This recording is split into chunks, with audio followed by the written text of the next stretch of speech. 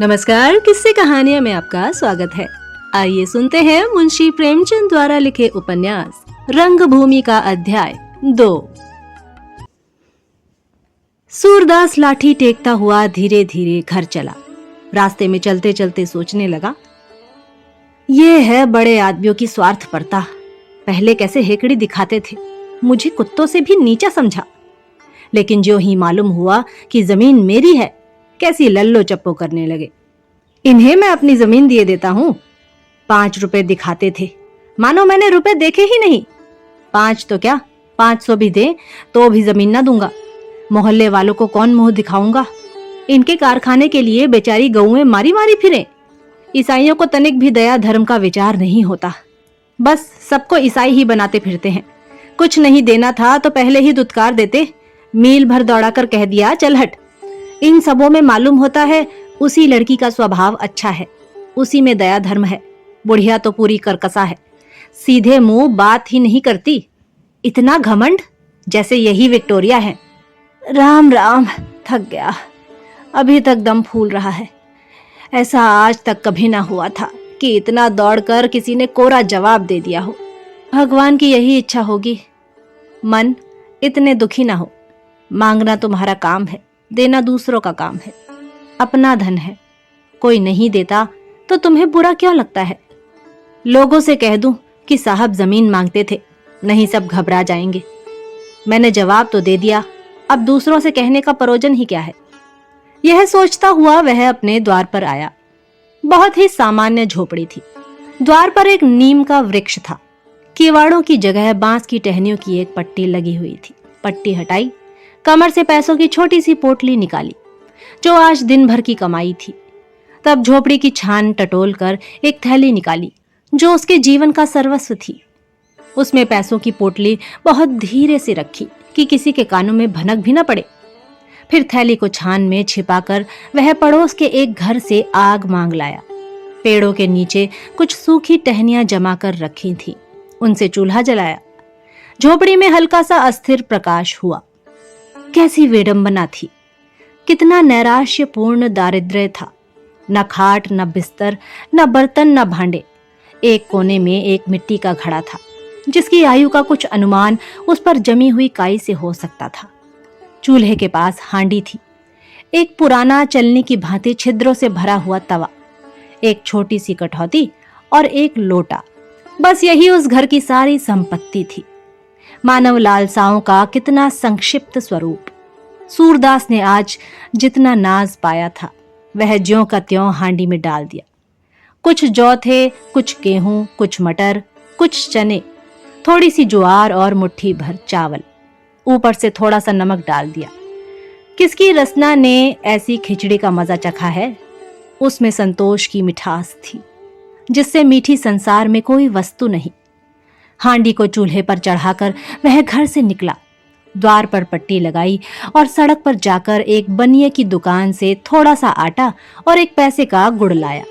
आटे को कठौती में गूंधा और तब आधे घंटे तक चूल्हे के सामने खिचड़ी का मधुर आलाप सुनता रहा। उस धुंधले प्रकाश में उसका दुर्बल शरीर और उसका जीर्ण वस्त्र मनुष्य के जीवन प्रेम का उपहास कर रहा था। हांडी में कई बार उबाल आए, कई बार आग बुझी। बार बार चूल्हा फूंकते फूंकते सूरदास की आंखों से पानी बहने लगता था। आंखें चाहे देख न सकें, पर रो सकती हैं। यहां तक कि वह षड्रस युक्त अवलेह तैयार हुआ। उसने उसे उतार कर नीचे रखा, तब तवा चढ़ाया और हाथों से रोटियां बनाकर सेकने लगा। कितना ठीक अंदाज था। रोटियां सब समान थी, न छोटी न बड़ी, न सेवड़ी न जली हुई।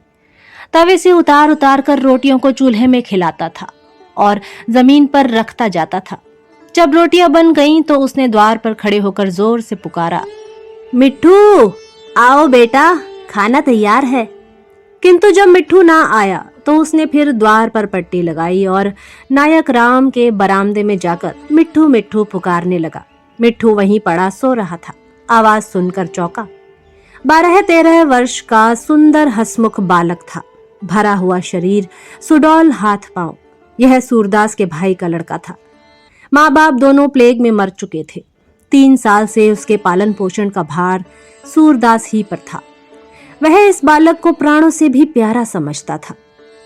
आप चाहे फाके करें पर मिट्ठू को 3 बार अवश्य खिलाता था। आप मटर चबाकर रह जाता था पर उसे शक्कर और रोटी, कभी घी और नमक के साथ रोटियां खिलाता था। अगर कोई भिक्षा में मिठाई या गुड़ दे देता तो उसे बड़े यत्न से अंगोछे के कोने में बांध लेता और मिट्ठू को ही देता था। सबसे कहता, यह कमाई बुढ़ापे के लिए कर रहा हूँ, अभी तो हाथ पैर चलते हैं, मांग कर खाता हूँ, जब उठ बैठ ना सकूंगा तो लोटा भर पानी कौन देगा। मिट्ठू को सोते पाकर गोद में उठा लिया और झोपड़ी के द्वार पर उतारा। तब द्वार खोला, लड़के का मुंह धुलवाया और उसके सामने गुड़ और रोटियां रख दी। मिट्ठू ने रोटियां देखी तो ठुनक कर बोला, मैं रोटी और गुड़ न खाऊंगा। यह कहकर वह उठ खड़ा हुआ। सूरदास ने कहा, बेटा बहुत अच्छा गुड़ है, खाओ तो। देखो कैसी नरम नरम रोटियां हैं, गेहूं की हैं। मिट्ठू ने कहा, मैं ना खाऊंगा। सूरदास ने कहा, तो क्या खाओगे बेटा? इतनी रात गए और क्या मिलेगा? मिट्ठू ने कहा, मैं तो दूध रोटी खाऊंगा। सूरदास बोले, बेटा इस जून खा लो, सवेरे मैं दूध ला दूंगा। मिट्ठू रोने लगा। सूरदास उसे बहलाकर हार गया तो अपने भाग्य को रोता हुआ उठा, लकड़ी संभाली और टटोलता हुआ बजरंगी अहीर के घर आया, जो उसके झोपड़े के पास ही था। बजरंगी खाट पर बैठा नारियल पी रहा था। उसकी स्त्री जमुनी खाना पकाती थी। आंगन में 3 भैंसें और 4-5 गायें चरनी पर बंधी हुई चारा खा रही थी। बजरंगी ने कहा, कैसे चले सूरे? आज बग्घी पर कौन लोग बैठे तुमसे बातें कर रहे थे? सूरदास ने कहा, वही गोदाम के साहब थे। बजरंगी ने कहा, तुम तो बहुत दूर तक गाड़ी के पीछे दौड़े, कुछ हाथ लगा? सूरदास बोला, पत्थर हाथ लगा। ईसाइयों में भी कहीं दया धर्म होता है? मेरी वही जमीन लेने को कहते थे। बजरंगी ने कहा, गोदाम के पीछे वाली ना? सूरदास बोला, हाँ वही। बहुत लालच देते रहे पर मैंने हामी नहीं भरी। सूरदास ने सोचा था अभी किसी से यह बात ना कहूंगा, पर इस समय दूध लेने के लिए खुशामद करनी जरूरी थी। अपना त्याग दिखाकर सुरखरू बनना चाहता था। बजरंगी ने कहा, तुम हामी भरते तो यहाँ कौन उसे छोड़े देता था? 3-4 गांवों के बीच में वही तो जमीन है, वह निकल जाएगी तो हमारी गायें और भैंसें कहाँ जाएंगी? जमुनी बोली, मैं तो इन्हीं के द्वार पर सबको बांधाती। सूरदास ने कहा, मेरी जान निकल जाए तो भी ना बेचूं। 1500 की क्या गिनती? भौजी एक घूंट दूध हो तो दे दो। मिठुआ खाने बैठा है, रोटी और गुड़ छूता ही नहीं, बस दूध दूध की रट लगाए हुए है। जो चीज घर में नहीं होती उसी के लिए जिद करता है। दूध न पाएगा तो बिना खाए ही सो रहेगा। बजरंगी ने कहा, ले जाओ, दूध का कौन अकाल है, अभी दुहा है। घीसू की माँ, एक कुल्हिया दूध दे दे सूरे को। जमुनी ने कहा, जरा बैठ जाओ सूरे, हाथ खाली हो तो दूं। बजरंगी ने कहा, वहां मिठुआ खाने बैठा है, तय कहती है हाथ खाली हो तो दूं, तुझसे ना उठा जाए तो मैं आऊं। जमुनी जानती थी कि यह बुद्धूदास उठेंगे तो पाव के बदले आधा सेर दे डालेंगे।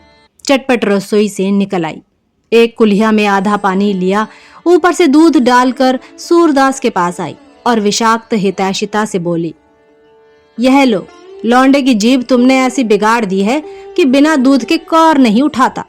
बाप जीता था तो भरपेट चने भी न मिलते थे, अब दूध के बिना खाने ही नहीं उठता। सूरदास ने कहा, क्या करूं भाभी, रोने लगता है तो तरस आता है। जमुनी ने कहा, अभी इस तरह पाल पोस रहे हो कि एक दिन काम आएगा, मगर देख लेना जो चुल्लू भर पानी को भी पूछे। मेरी बात गांठ बांध लो, पराया लड़का कभी अपना नहीं होता। हाथ पांव हुए और तुम्हें दुत्कार कर अलग हो जाएगा। तुम अपने लिए सांप पाल रहे हो। सूरदास ने कहा, जो कुछ मेरा धर्म है किए देता हूं। आदमी होगा तो कहां तक जस ना मानेगा। हाँ, अपनी तकदीर ही खोटी हुई तो कोई क्या करेगा। अपने ही लड़के क्या बड़े होकर मुंह नहीं फेर लेते। जमुनी ने कहा, क्यों नहीं कह देते मेरी भैंसे चरा लाया करे। जवान तो हुआ, क्या जन्म भर नन्हा ही बना रहेगा। घीसू ही का जोड़ी पारी तो है। मेरी बात गांठ बांध लो, अभी से किसी काम में न लगाया तो खिलाड़ी हो जाएगा, फिर किसी काम में उसका जी न लगेगा, सारी उम्र तुम्हारे ही सिर फुलौरिया खाता रहेगा। सूरदास ने इसका कुछ जवाब न दिया। दूध की कुल्हिया ली और लाठी से टटोलता हुआ घर चला। मिट्ठू जमीन पर सो रहा था। उसे फिर उठाया और दूध में रोटियां भिगोकर उसे अपने हाथ से खिलाने लगा। मिट्ठू नींद से गिर पड़ता था, पर कौर सामने आते ही उसका मुंह आप ही आप खुल जाता। जब वह सारी रोटियां खा चुका है तो सूरदास ने उसे चटाई पर लेटा दिया और हांडी से अपनी पंचमेल खिचड़ी निकालकर खाई। पेट ना भरा तो हांडी धोकर पी गया। तब फिर मिट्ठू को गोद में उठाकर बाहर आया, द्वार पर पट्टी लगाई और मंदिर की ओर चला। यह मंदिर ठाकुर जी का था। बस्ती के दूसरे सिरे पर ऊंची कुर्सी थी। मंदिर के चारों तरफ 3-4 गज का चौड़ा चबूतरा था।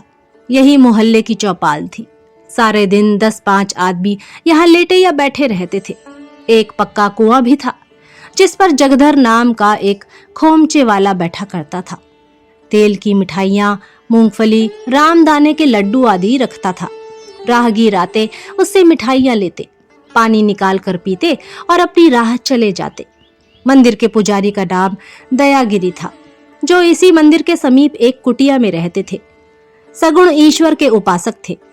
भजन कीर्तन को मुक्ति का मार्ग समझते थे और निर्वाण को ढोंग कहते थे।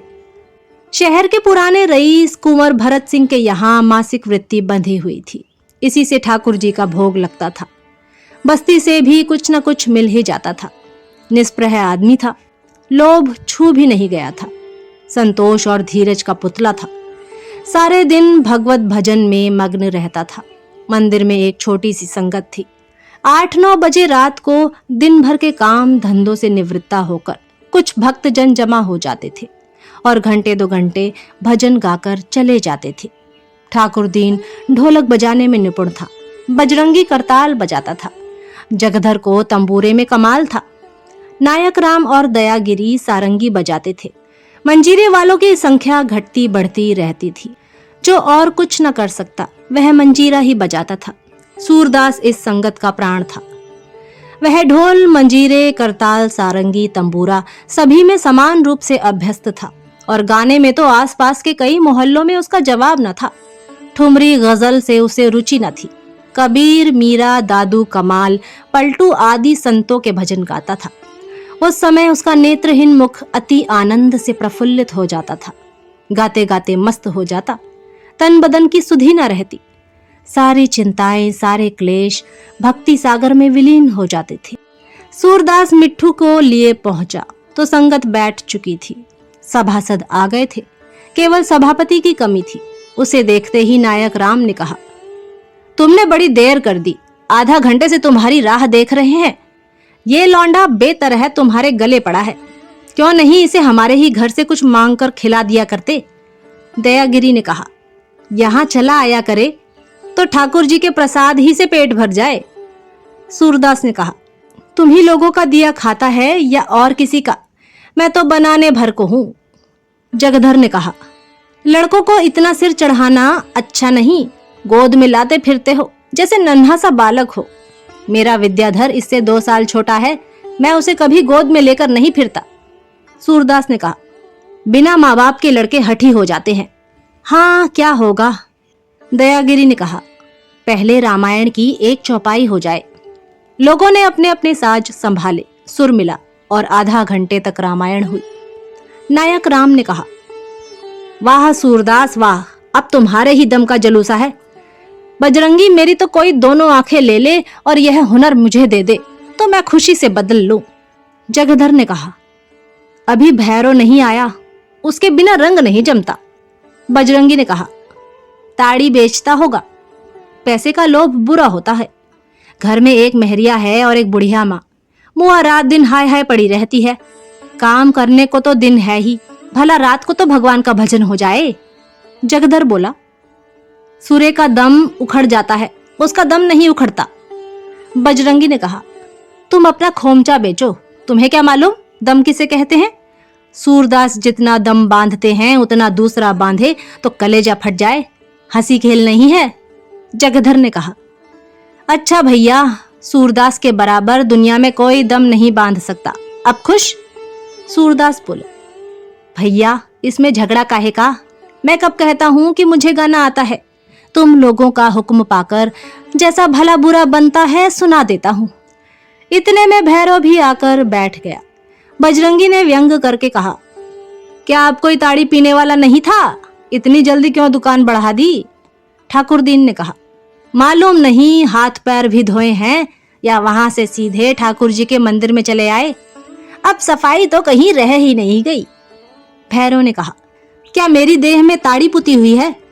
ठाकुरदीन बोला, भगवान के दरबार में इस तरह ना आना चाहिए। जात चाहे ऊंची हो या नीची, पर सफाई चाहिए जरूर। भैरव ने कहा, तुम यहाँ नित्य नहाकर आते हो? ठाकुरदीन ने कहा, पान बेचना कोई नीच काम नहीं है।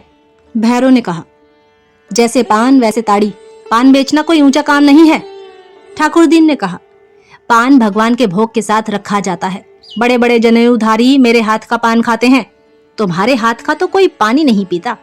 नायक राम ने कहा, ठाकुरदीन यह बात तो तुमने बड़ी खरी कही। सच तो है, पासी से कोई घड़ा तक नहीं छुआता। भैरव बोला, हमारी दुकान पर एक दिन आकर बैठ जाओ तो दिखा दूं कैसे कैसे धर्मात्मा और तिलकधारी आते हैं। जोगी जति लोगों को भी किसी ने पान खाते देखा है? ताड़ी गांजा चरस पीते चाहे जब देख लो, एक से एक महात्मा आकर खुशामद करते हैं। नायक राम ने कहा, ठाकुरदीन अब इसका जवाब दो।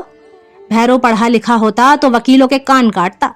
भैरव ने कहा, मैं तो बात सच्ची कहता हूँ, जैसे ताड़ी वैसे पान, बल्कि परात की ताड़ी को तो लोग दवा की तरह पीते हैं। जगधर ने कहा, यारों दो एक भजन होने दो। मान क्यों नहीं जाते ठाकुरदीन? तुम हारे, भैरव जीता, चलो छुट्टी हुई। नायक राम ने कहा, वाह, हार क्यों मान ले? शास्त्रार्थ है कि दिल लगी? हाँ ठाकुरदीन, कोई जवाब सोच निकालो।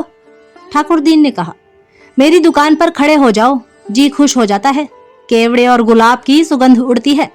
इसकी दुकान पर कोई खड़ा हो जाए तो बदबू के मारे नाक फटने लगती है। खड़ा नहीं रहा जाता, पर नाले में भी इतनी दुर्गंध नहीं होती। बजरंगी ने कहा, मुझे जो घंटे भर के लिए राज मिल जाता तो सबसे पहले शहर भर की ताड़ी की दुकानों में आग लगवा देता। नायक राम ने कहा, अब बताओ भैरव, इसका जवाब दो। दुर्गंध तो सचमुच उड़ती है कोई जवाब? भैरव ने कहा, जवाब एक नहीं सैकड़ों हैं। पान सड़ जाता है तो कोई मिट्टी के मोल भी नहीं पूछता। यहाँ ताड़ी जितनी ही सड़ती है उतना ही उसका मोल बढ़ता है। सिरका बन जाता है तो रुपए बोतल बिकता है और बड़े बड़े जनेऊधारी लोग खाते हैं। नायक राम ने कहा, क्या बात कही है कि जी खुश हो गया। मेरा अख्तियार होता तो इसी घड़ी तुमको वकालत की सनद दे देता। ठाकुरदीन अब हार मान जाओ, भैरव से पेश न पा सकोगे। जगधर ने कहा, भैरव तुम चुप क्यों नहीं हो जाते? पंडा जी को तो जानते हो, दूसरों को लड़ाकर तमाशा देखना इनका काम है। इतना कह देने में कौन सी मर्यादा घटी जाती है कि बाबा तुम जीते और मैं हारा। भैरव ने कहा, क्यों इतना कह दूं? बात करने में किसी से कम हूं क्या? जगधर ने कहा, तो ठाकुरदीन तुम ही चुप हो जाओ। ठाकुरदीन ने कहा, हाँ जी, चुप ना हो जाऊंगा तो क्या करूंगा? यहाँ आए थे कि कुछ भजन कीर्तन होगा, सो व्यर्थ का झगड़ा करने लगे। पंडा जी को क्या, इन्हें तो बेहाथ पैर हिलाए अमृतियां और लड्डू खाने को मिलते हैं। इन्हें इसी तरह की दिल लगी सूझती है। यहाँ तो पहर रात से उठकर फिर चक्की में जुतना है। जगधर ने कहा, मेरी तो अब की भगवान से भेंट होगी तो कहूंगा किसी पंडे के घर में जन्म देना। नायक राम ने कहा, भैया मुझ पर हाथ ना उठाओ, दुबला पतला आदमी हूँ। मैं तो चाहता हूँ जलपान के लिए तुम्हारे ही खोमचे से मिठाइयाँ लिया करूं, मगर उस पर इतनी मक्खियां उड़ती हैं, ऊपर से इतना मैल जमा रहता है कि खाने को जी नहीं चाहता। जगधर ने चिढ़कर कहा, तुम्हारे ना लेने से मेरी मिठाइयां सड़ तो नहीं जाती कि भूखों मरता हूँ। दिन भर में रुपया 20 आने के पैसे बना ही लेता हूँ। जिसे सेंत मेत में रसगुल्ले मिल जाएं, वह मेरी मिठाइयां क्यों लेगा? ठाकुरदीन ने कहा, पंडा जी की आमदनी का कोई ठिकाना नहीं है। जितना रोज मिल जाए थोड़ा ही है। ऊपर से भोजन घाटे में कोई आंख का अंधा गांठ का पूरा फंस गया तो हाथी घोड़े जगह जमीन सब दे दिया। ऐसा भगवान और कौन होगा? दयागिरी ने कहा, कहीं नहीं ठाकुरदीन, अपनी मेहनत की कमाई सबसे अच्छी। पंडों को यात्रियों के पीछे दौड़ते नहीं देखा है? नायक राम ने कहा। बाबा, अगर कोई कमाई पसीने की है तो वह है हमारी कमाई। हमारी कमाई का हाल बजरंगी से पूछो। बजरंगी ने कहा। औरों की कमाई पसीने की होती होगी, तुम्हारी कमाई तो खून की है। और लोग पसीना बहाते हैं, तुम खून बहाते हो। एक एक जजमान के पीछे लोहू की नदी बढ़ जाती है। जो लोग खोमचा सामने रखकर दिन भर मक्खी मारा करते हैं, वे क्या जाने तुम्हारी कमाई कैसे होती है। एक दिन मोर्चा थामना पड़े तो भागने को जगह न मिले। जगधर बोले, चलो भी, आए हो मुंह देखी कहने। शेर भर दूध 2.5 सेर बनाते हो, उस पर भगवान के भगत हो। बजरंगी ने कहा, अगर कोई माई का लाल मेरे दूध में एक बूंद पानी निकाल दे तो उसकी टांग की राह निकल जाऊं। यहाँ दूध में पानी मिलाना गौ हत्या समझते हैं, तुम्हारी तरह नहीं है कि तेल की मिठाई को घी की कहकर बेचें और भोले भाले बच्चों को ठगें। जगधर बोला, अच्छा भाई, तुम जीते मैं हारा, तुम सच्चे, तुम्हारा दूध सच्चा, बस हम खराब, हमारी मिठाइयां खराब, चलो छुट्टी हुई। बजरंगी ने कहा, मेरे मिजाज को तुम नहीं जानते, चेता देता हूं। सच कहकर कोई 100 जूते मार ले, लेकिन झूठी बात सुनकर मेरे बदन में आग लग जाती है। भैरव ने कहा, बजरंगी, बहुत बढ़कर बातें ना करो, अपने मुंह मियां मिट्ठू बनने से कुछ नहीं होता है। बस मुंह ना खुलवाओ, मैंने भी तुम्हारे यहाँ का दूध पिया है, उससे तो मेरी ताड़ी ही अच्छी है। ठाकुरदीन ने कहा, भाई, मुंह से जो चाहे ईमानदार बन ले, पर अब दूध सपना हो गया। सारा दूध जल जाता है, मलाई का नाम नहीं। दूध जब मिलता था तब मिलता था, एक आंच में अंगुल भर मोटी मलाई पड़ जाती थी। दयागिरी ने कहा, बच्चा, अभी अच्छा बुरा कुछ मिल तो जाता है, वे दिन आ रहे हैं कि दूध आंखों में आंजने को भी नहीं मिलेगा। भैरव ने कहा, हाल तो यह है कि घरवाली शेर के 3 सेर बनाती है, उस पर दावा यह है कि हम सच्चा माल बेचते हैं। सच्चा माल बेचो तो दिवाला निकल जाए, यह ठाठ एक दिन न चले। बजरंगी ने कहा, पसीने की कमाई खाने वालों का दिवाला नहीं निकलता, दिवाला उनका निकलता है जो दूसरों की कमाई खा खाकर मोटे पड़ते हैं। भाग को सराहो कि शहर में हो, किसी गांव में होते तो मुंह में मक्खियां आती जाती। मैं तो उन सबों को पापी समझता हूँ जो औने पौने करके इधर का सौदा उधर बेचकर अपना पेट पालते हैं। सच्ची कमाई उन्हीं की है जो छाती फाड़कर धरती से धन निकालते हैं। बजरंगी ने बात तो कही, लेकिन लज्जित हुआ। इस लपेट में वहां के सभी आदमी आ जाते थे। वह भैरव, जगधर और ठाकुरदीन को लक्ष्य करना चाहता था, पर सूरदास, नायक राम, दयागिरी सभी पापियों की श्रेणी में आ गए। नायक राम ने कहा, तब तो भैया तुम हमें भी ले बीते।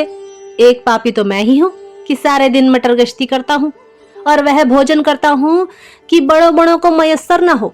ठाकुरदीन बोला, दूसरा पापी मैं हूँ कि शौक की चीज बेचकर रोटियां कमाता हूँ। संसार में तमोली ना रहे तो किसका नुकसान होगा। जगधर ने कहा, तीसरा पापी मैं हूँ कि दिन भर औने पौने करता रहता हूँ। सेव और खुम खाने को ना मिले तो कोई मर ना जाएगा। भैरव ने कहा, तुमसे बड़ा पापी मैं हूँ कि सबको नशा खिलाकर अपना पेट पालता हूँ। सच पूछो तो इससे बुरा कोई काम नहीं। 8 पहर नशेबाजों के साथ उन्हीं की बातें सुनना, उन्हीं के बीच रहना, यह भी कोई जिंदगी है। दयागिरी ने कहा, क्यों बजरंगी, साधु संत तो सबसे बड़े पापी होंगे कि वे कुछ नहीं करते। बजरंगी ने कहा, नहीं बाबा, भगवान के भजन से बढ़कर और कौन उद्यम होगा। राम नाम की खेती सब कामों से बढ़कर है। नायक राम बोला, तो यहाँ अकेले बजरंगी पुण्यात्मा है और सब के सब पापी हैं। बजरंगी ने कहा, सच पूछो तो सबसे बड़ा पापी मैं हूँ कि गौओं का पेट काटकर उनके बछड़ों को भूखा मारकर अपने पेट पालता हूँ। सूरदास ने कहा, भाई, खेती सबसे उत्तम है, बान उससे मध्यम है, बस इतना ही फर्क है। बान को पाप क्यों कहते हैं और क्यों पापी बनते हो। हाँ, सेवा निर्घिन है और चाहो तो उसे पाप कहो। अब तक तो तुम्हारे ऊपर भगवान की दया है, अपना अपना काम करते हो, मगर ऐसे बुरे दिन आ रहे हैं जब तुम्हें सेवा और टहल करके पेट पालना पड़ेगा। जब तुम अपने नौकर नहीं पराये के नौकर हो जाओगे, तब तुम में नीति धर्म का निशान भी न रहेगा।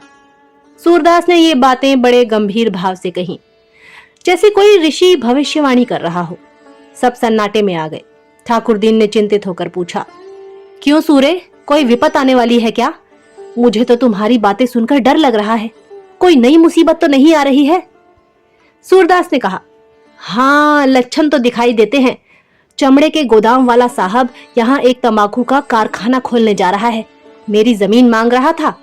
कारखाने का खुलना ही हमारे ऊपर विपत का आना है। ठाकुरदीन ने कहा। तो जब जानते ही हो तो क्यों अपनी जमीन देते हो? सूरदास ने कहा। मेरे देने पर थोड़े ही है भाई, मैं दूं तो भी जमीन निकल जाएगी, ना दूं तो निकल जाएगी। रुपए वाले सब कुछ कर सकते हैं। बजरंगी ने कहा। साहब रुपए वाले होंगे, अपने घर के होंगे, हमारी जमीन क्या खाकर ले लेंगे? माथे गिर जाएंगे माथे, ठट्ठा नहीं है।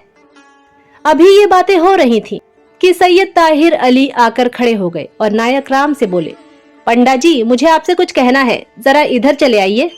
बजरंगी ने कहा। उसी जमीन के बारे में कुछ बातचीत करनी है ना? वह जमीन ना बिकेगी। ताहिर ने कहा। मैं तुमसे थोड़े ही पूछता हूँ, तुम उस जमीन के मालिक मुख्तार नहीं हो। बजरंगी ने कहा। कह तो दिया, वह जमीन ना बिकेगी, मालिक मुख्तार कोई हो। ताहिर ने कहा। आइए पंडा जी आइए, इन्हें बकने दीजिए। नायक राम ने कहा। आपको जो कुछ कहना हो कहिए, ये सब लोग अपने ही हैं, किसी से पर्दा नहीं है। सुनेंगे तो सब सुनेंगे और जो बात तय होगी सबकी सलाह से होगी। कहिए क्या कहते हैं? ताहिर ने कहा। उसी जमीन के बारे में बातचीत करनी थी। नायक राम ने कहा। तो उस जमीन का मालिक तो आपके सामने बैठा हुआ है, जो कुछ कहना है उसी से क्यों नहीं कहते? मुझे बीच में दलाली नहीं खानी है। जब सूरदास ने साहब के सामने इनकार कर दिया तो फिर कौन सी बात बाकी रह गई? बजरंगी ने कहा। इन्होंने सोचा होगा कि पंडा जी को बीच में डालकर काम निकाल लेंगे। साहब से कह देना, यहाँ साहबी ना चलेगी। ताहिर ने कहा। तुम अहीर हो ना, तभी इतने गर्म हो रहे हो। अभी साहब को जानते नहीं हो, तभी बढ़ बढ़कर बातें कर रहे हो। जिस वक्त साहब जमीन लेने पर आ जाएंगे, ले ही लेंगे, तुम्हारे रोके ना रुकेंगे। जानते हो शहर के हाकिमों से उनका कितना रब्त जब्त है। उनकी लड़की की मंगनी हाकिम जिला से होने वाली है। उनकी बात को कौन टाल सकता है? सीधे से रजामंदी से दे दोगे तो अच्छे दाम पा जाओगे, शरारत करोगे तो जमीन भी निकल जाएगी, कौड़ी भी हाथ ना लगेगी। रेलों के मालिक क्या जमीन अपने साथ लाए थे? हमारी ही जमीन तो ली है, क्या उसी कायदे से यह जमीन नहीं निकल सकती? बजरंगी ने कहा। तुम्हें भी कुछ तय कराई मिलने वाली होगी, तभी इतनी खैर ख्वाही कर रहे हो। जगधर बोला। उनसे जो कुछ मिलने वाला हो वह हम ही से ले लीजिए और उनसे कह दीजिए जमीन ना मिलेगी। आप लोग झांसेबाज हैं, ऐसा झांसा दीजिए कि साहब की अक्ल गुम हो जाए। ताहिर ने कहा। खैर ख्वाही रुपए के लालच से नहीं है, अपने मालिक की आंख बचाकर एक कौड़ी भी लेना हराम समझता हूँ। खैर ख्वाही इसीलिए करता हूँ कि उनका नमक खाता हूँ। जगधर ने कहा। अच्छा साहब, भूल हुई, माफ कीजिए, मैंने तो संसार के चलन की बात कही थी। ताहिर ने कहा। तो सूरदास, मैं साहब से जाकर क्या कह दूं? सूरदास ने कहा। बस यही कह दीजिए कि जमीन ना बिकेगी। ताहिर ने कहा। मैं फिर कहता हूँ, धोखा खाओगे, साहब जमीन लेकर ही छोड़ेंगे। सूरदास ने कहा। मेरे जीते जी तो जमीन ना मिलेगी, हाँ मर जाऊं तो भले ही मिल जाए। ताहिर अली चले गए तो भैरव बोला। दुनिया अपना ही फायदा देखती है, अपना कल्याण हो, दूसरे जिए या मरे। बजरंगी, तुम्हारी तो गाय चरती हैं, इसलिए तुम्हारी भलाई तो इसी में है कि जमीन बनी रहे। मेरी कौन गाय चरती है? कारखाना खुला तो मेरी बिक्री चौगुनी हो जाएगी। यह बात तुम्हारे ध्यान में क्यों नहीं आई? तुम सबकी तरफ से वकालत करने वाले कौन हो? सूर्य की जमीन है, वह बेचे या रखे, तुम कौन होते हो बीच में कूदने वाले? नायक राम ने कहा। हाँ बजरंगी, जब तुमसे कोई वास्ता सरोकार नहीं तो तुम कौन होते हो बीच में कूदने वाले? बोलो, भैरव को जवाब दो। बजरंगी ने कहा। वास्ता सरोकार कैसे नहीं, 10 गांव और मोहल्लों के जानवर यहाँ चरने आते हैं, वे कहाँ जाएंगे? साहब के घर की भैरव के? इन्हें तो अपनी दुकान की हाय हाय पड़ी हुई है, किसी के घर सेंध क्यों नहीं मारते? जल्दी से धनवान हो जाओगे। भैरव ने कहा। सेंध मारो तुम, यहाँ दूध में पानी नहीं मिलाते। दयागिरी ने कहा।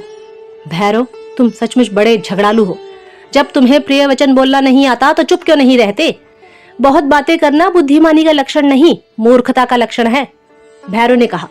ठाकुर जी के भोग के बहाने से रोज छाछ पा जाते हो ना, बजरंगी की जय क्यों ना मनाओगे? नायक राम ने कहा। पट्ठा बात बेलाग कहता है कि एक बार सुनकर फिर किसी की जुबान नहीं खुलती। ठाकुरदीन ने कहा। अब भजन भाव हो चुका, ढोल मंजीरा उठाकर रख दो। दयागिरी ने कहा। तुम कल से यहाँ ना आया करो भैरव। भैरव ने कहा। क्यों ना आया करें? मंदिर तुम्हारा बनवाया नहीं है, मंदिर भगवान का है, तुम किसी को भगवान के दरबार में आने से रोक दोगे? नायक राम ने कहा। लो बाबा जी, और लोगे? अभी पेट भरा कि नहीं? जगधर ने कहा। बाबा जी तुम ही गम खा जाओ, इससे साधु संतों की महिमा नहीं घटती। भैरव, साधु संतों की बात का तुम्हें बुरा ना मानना चाहिए। भैरव ने कहा। तुम खुशामद करो, क्योंकि खुशामद की रोटियां खाते हो, यहाँ किसी के दबैल नहीं है। बजरंगी ने कहा। ले अब चुप ही रहना भैरव, बहुत हो चुका, छोटा मुंह बड़ी बात। नायक राम ने कहा।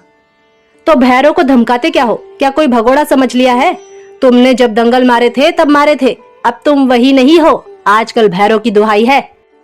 भैरव नायक राम के व्यंग्य हास्य पर झल्लाया नहीं, हंस पड़ा। व्यंग्य में विष नहीं था, रस था। संख्या मरकर रस हो जाती है। भैरव का हंसना था कि लोगों ने अपने अपने साज संभाले और भजन होने लगा। सूरदास की सुरीली तान आकाश मंडल में यौन नृत्य करती हुई मालूम होती थी, जैसे प्रकाश ज्योति जल के अंतस्थल में नृत्य करती है। झीनी झीनी बीनी चदरिया, काहे का ताना काहे की भरनी, कौन तार से बीनी चदरिया, इंगला पिंगला ताना भरनी, सुखमन तार से बीनी चदरिया, 8 कवल 10 चरखा डोले, 5 तत्ता गुनतीनी चदरिया, साई को सियत मास 10 लागे, ठोक ठोक कै बीनी चदरिया, सो चादर सुर नर मुनि ओढ़े, ओढ़ी के मैली कीनी चदरिया, दास कबीर जतन से ओढ़ी, जो की त्यों धर दीनी चदरिया। बातों में रात अधिक जा चुकी थी। 11 का घंटा सुनाई दिया। लोगों ने ढोलक मंजीरे समेट दिए। सभा विसर्जित हुई। सूरदास ने मिट्ठू को फिर गोद में उठाया और अपनी झोपड़ी में लाकर टाट पर सुला दिया। आप जमीन पर लेट रहा। आप सुन रहे थे मुंशी प्रेमचंद द्वारा लिखे उपन्यास रंगभूमि का अध्याय 2। जल्द ही तीसरे अध्याय के साथ प्रस्तुत होंगे। तब तक के लिए नमस्कार।